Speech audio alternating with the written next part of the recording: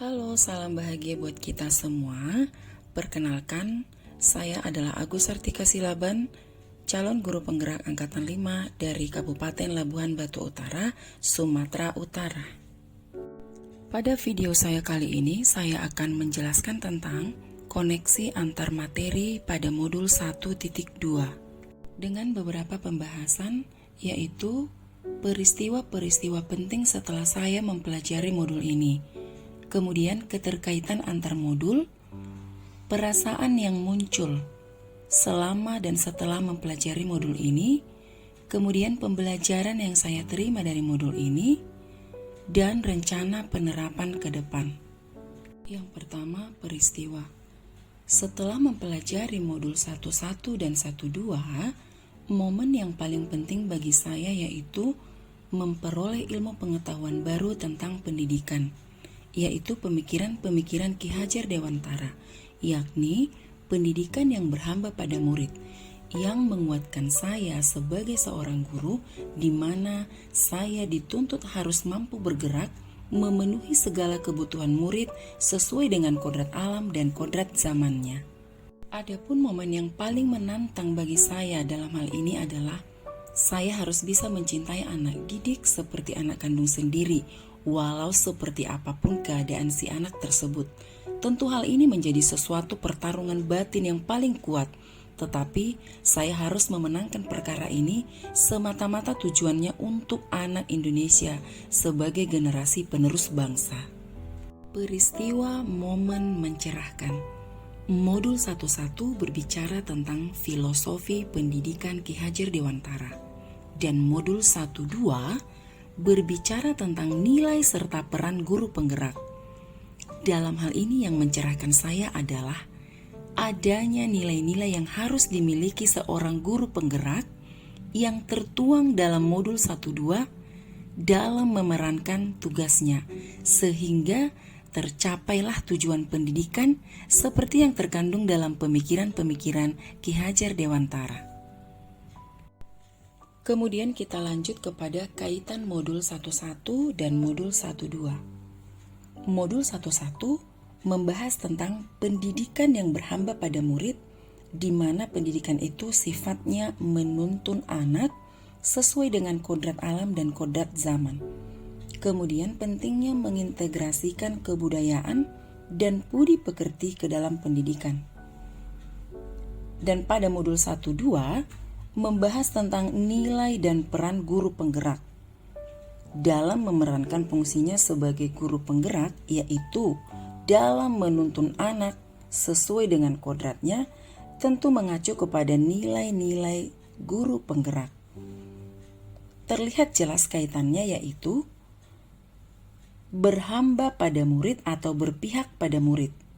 Kedua modul ini orientasinya adalah murid, yang mana pembelajaran didesain orientasinya sesuai dengan kebutuhan murid. Kemudian dalam hal memerankan tugas sebagai guru penggerak, dan harus juga sesuai dengan nilai-nilai yang berpihak kepada murid.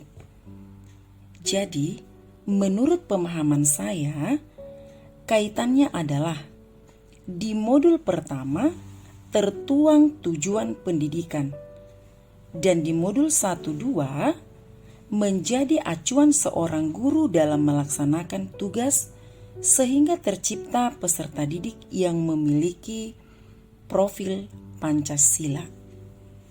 Kemudian kita memasuki poin kedua, yaitu perasaan. Perasaan yang saya rasakan setelah mempelajari modul ini adalah senang, bahagia, dan bersyukur. Senang dengan mendapatkan hal-hal baru yang menambah pengetahuan guna menguatkan peran saya sebagai guru. Hal berikutnya yang membuat saya merasa senang dan bahagia adalah uraian-uraian tugas yang terstruktur sangat membantu saya dalam memahami setiap sub-sub materi yang disajikan di dalam modul melalui pertanyaan-pertanyaan pancingan ataupun quotes dalam setiap lembaran modul, sehingga hal tersebut mempermudah saya dalam memahami keseluruhan isi modul. Selanjutnya, dengan adanya ruang kolaborasi yang disediakan di LMS, tentu hal ini membuat saya semakin dewasa dan berpikiran luas.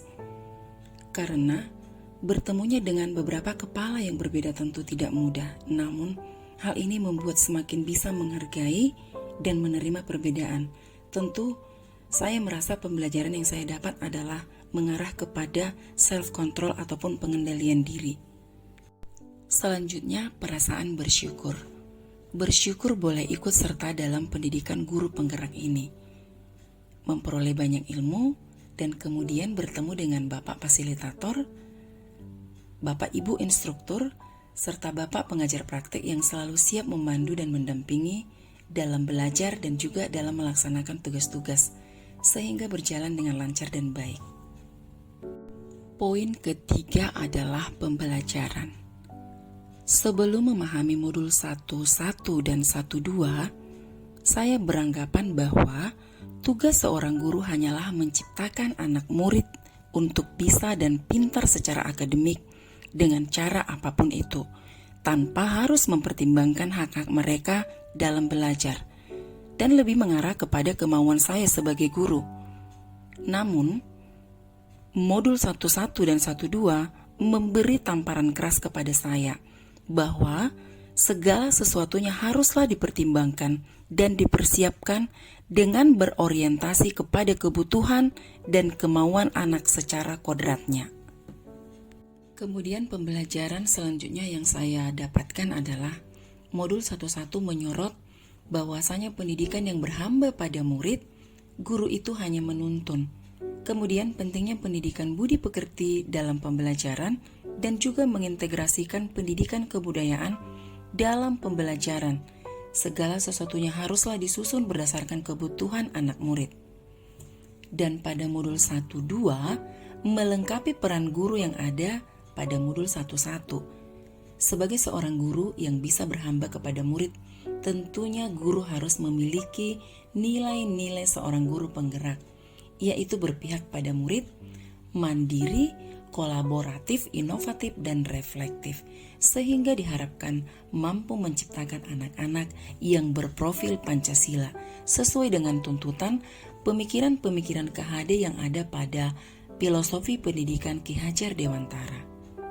Selanjutnya kita memasuki poin keempat, penerapan ke depan. Adapun rencana-rencana yang telah saya susun untuk dapat saya terapkan ke depannya adalah: yang pertama, menempatkan murid sebagai acuan dalam mendesain pembelajaran di kelas.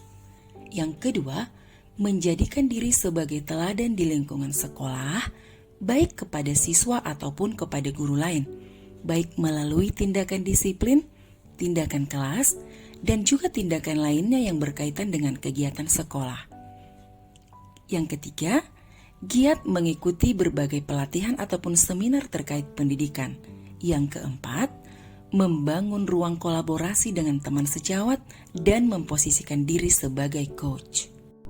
Yang kelima, mendirikan komunitas praktisi. Keenam, memimpin pengembangan mutu sekolah. Yang ketujuh, membentuk kolaborasi dengan guru-guru dalam melaksanakan kegiatan LKS di sekolah. Yang kedelapan, menjadikan diri sebagai motor dalam menciptakan kegiatan ekstrakurikuler dan kegiatan kesiswaan yang bercorak kebudayaan lainnya. Demikianlah pemaparan saya tentang koneksi antar materi pada modul 1.1 dan 1.2. Salam guru penggerak, salam bahagia buat kita semua.